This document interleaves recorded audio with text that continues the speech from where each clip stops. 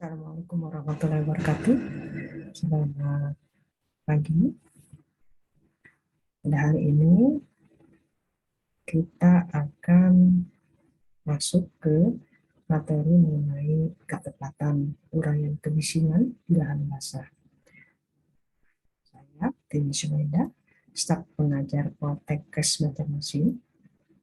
Kali ini kita akan bersama-sama membahas mengenai materi tersebut. Baik, kita lanjut ya.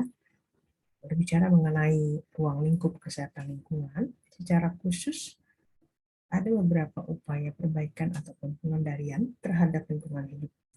Ada 8 ruang lingkup kesehatan lingkungan, diantaranya yang akan kita bahas terkait dengan masalah kebisingan. Pada akhir perkuliahan kita pada hari ini, diharapkan nanti mahasiswa dapat menjelaskan apa itu pengertian noise atau kebisingan, kemudian dapat menjelaskan sumber-sumber kebisingan, kemudian menjelaskan dampak kebisingan terhadap perilaku manusia, dan dapat menjelaskan alternatif upaya penanggulangan dari kebisingan itu sendiri. Kita masuk ke pengertian, apa itu kebisingan? Kebisingan adalah suara. Suara yang bagaimana? Suara yang tidak disukai. Ya, suara sendiri pengertiannya adalah bunyi yang dapat didengar dan memiliki gelombang tertentu. Untuk kebisingan sendiri, kalau kita tidak menyukai suara, ya, suara apapun, maka itu sudah dikategorikan sebagai kebisingan. Walaupun misalnya kita mendengar dengan frekuensi tidak nyaring ya, tapi menurut kita itu suara yang tidak diharapkan, itu termasuk ke dalam kebisingan. Itu secara harfiah begitu pengertiannya. Nah, apa komponen yang ada pada suatu kebisingan? Ternyata ada 2 komponen. Pertama adalah komponen fisik. Ya, jadi suara itu harus didengar oleh telinga dan kemudian diproses oleh otak. Artinya apa?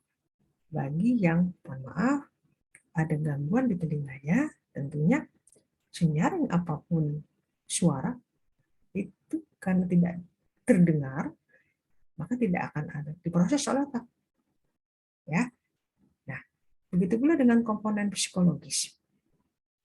Bila kebisingan itu dianggap tidak diharapkan, maka otak akan merespon bahwa ini adalah bising, tidak enak, tidak diharapkan. Berbeda misal, tentunya ada ya di antara mahasiswa yang suka dengan musik-musik bising, ya, musik rock misalnya.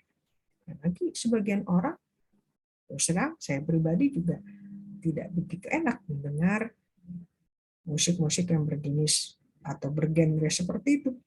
Rock misalnya, rock and roll ya. Nah, itu bagi saya noise. Tapi bagi sebagian orang itu adalah sesuatu yang diharapkan mungkin atau malah menimbulkan keenjoyan. Ya. Nah, jika terlalu banyak noise di suatu lingkungan, maka itu dikategorikan sebagai polusi suara. Ya, polusi suara. Apa saja sumber kebisingan? Ada 2 sumber. Yang pertama adalah sumber secara alamiah dan sumber secara antropogenik. Nah, apa itu sumber secara alamiah? Adalah sumber kebisingan yang berasal dari elemen alam. Apa saja? Petir, ya, guntur, bunyi meledak di atas langit. Nah, ya. Kemudian ada bunyi-bunyi badai dan angin yang kencang. Kemudian suara-suara ombak dan lautan. Kemudian hujan yang lebat. Ya. Kemudian bencana alam, gunung berapi, ya. Kemudian suara auman ya dari harimau misalnya, nah, hewan buas misal, kemudian fenomena-fenomena alam lainnya.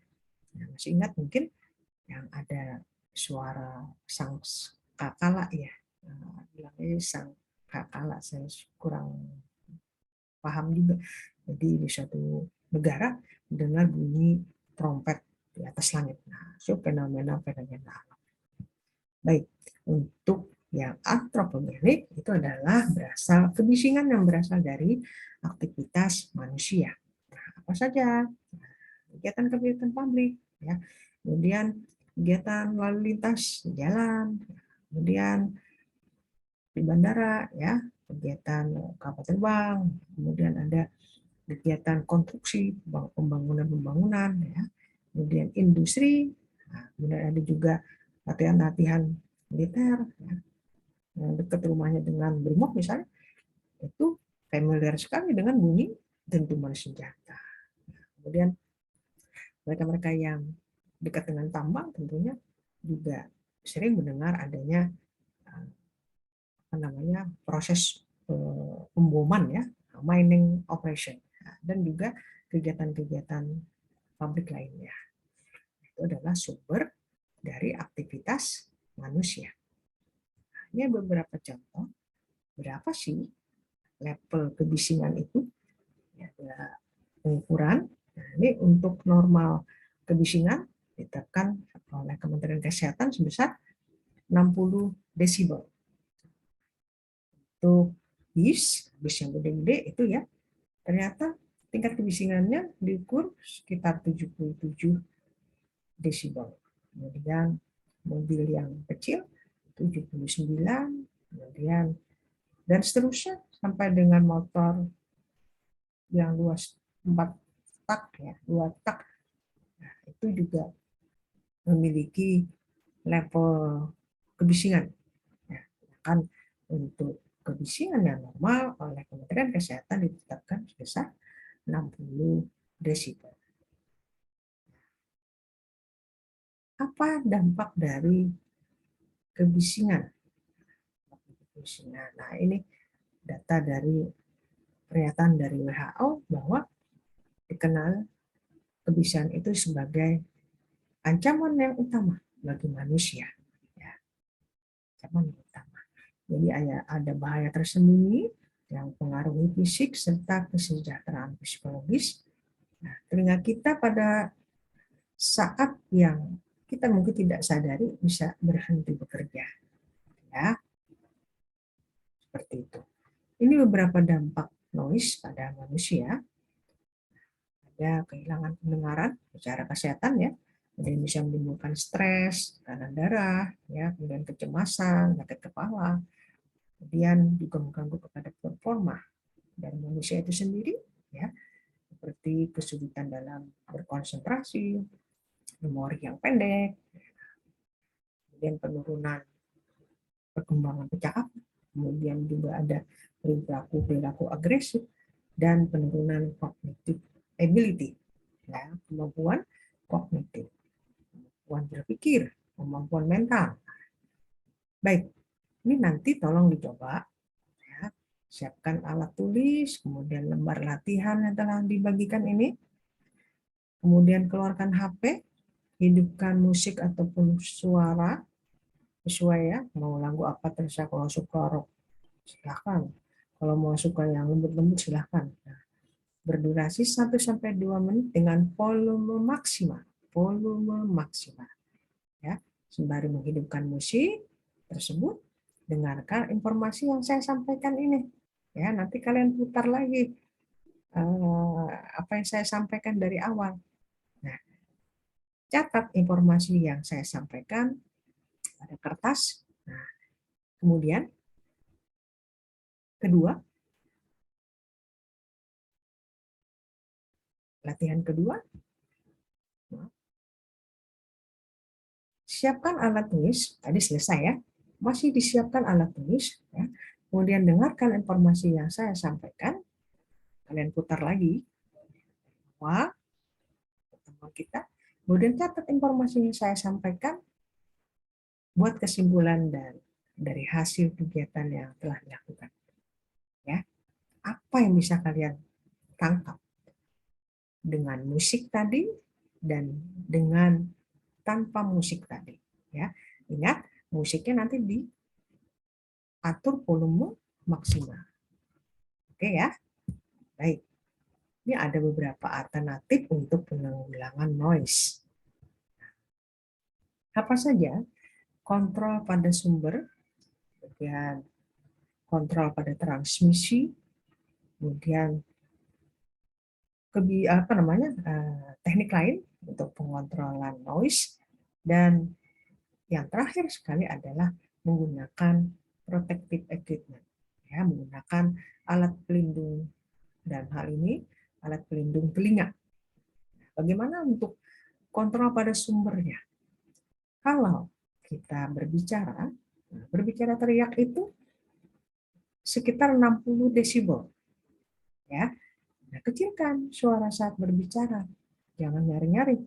Nah, ya, kita tahu orang tidak begitu menyukai suara yang memekakkan telinga. Berikutnya mengurangi penggunaan loudspeaker. Ini yang biasanya suka nempelin itu speaker ya. Nah, tapi telinga tuh tolong diperhatikan. Berikutnya mengurangi tingkat kebisingan pada sektor domestik. Nah, ini misalnya ada kegiatan-kegiatan yang berkaitan dengan ada acara misalnya ya, ada acara kawinan. Mungkin di sebagian tempat menggunakan sound yang besar sehingga tanah aja bergetar ya, tanah aja bergetar. Apalagi katanya yang jantungnya kurang kuat itu juga terjadi dentuman denyut jantung tuh semakin meningkat. Bagaimana caranya? Kurangi.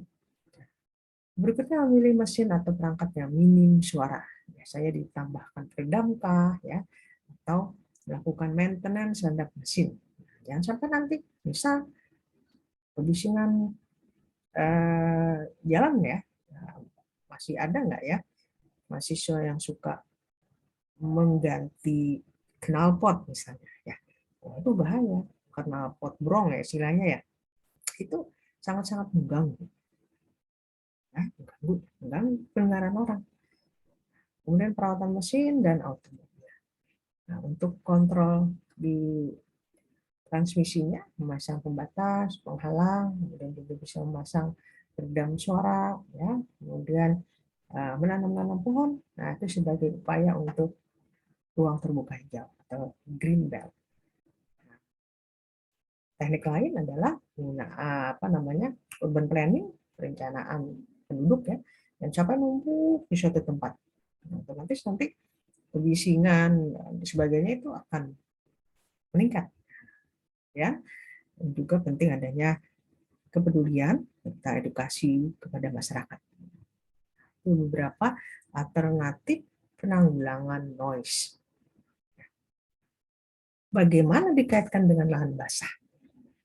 Nah, ini dari awal kan judulnya ketepatan uraian, ya, ketepatan uraian kebisingan di lahan basah. Nah, bagaimana kaitannya? Saya ambil contoh, misal mereka yang bermukim di sepanjang jalur sungai, ya, biasa dengan lalu lalang dari klotok, ya kalau di tempat kita klotok ya, atau perahu bermotor. Nah, perahu bermotor itu sendiri kalau diukur itu sekitar 90 sampai 110, 90 sampai 110 desibel. Bising, ya. Kenapa? Karena Kementerian Kesehatan mempersyaratkan 60, ya, itu keamanan dari pendengaran seorang manusia. Nah, kaitannya dengan noise ini, maka upaya-upaya yang dapat dilakukan untuk menanggulangi kebisingan tadi bisa digunakan control in the transmission path, ya, misal menggunakan peredam suara, ya, tambah apa ya, biar suara mesinnya tidak terlalu nyaring, itu ada alatnya ya. Nah, seperti itu. Nah, kemudian penanaman pohon di samping-samping bantaran sungai. Nah, itu dalam rangka untuk penanggulangan noise atau kebisingan. Ya, baik, itu yang dapat saya sampaikan. Ini WA saya, dan ini alamat YouTube saya.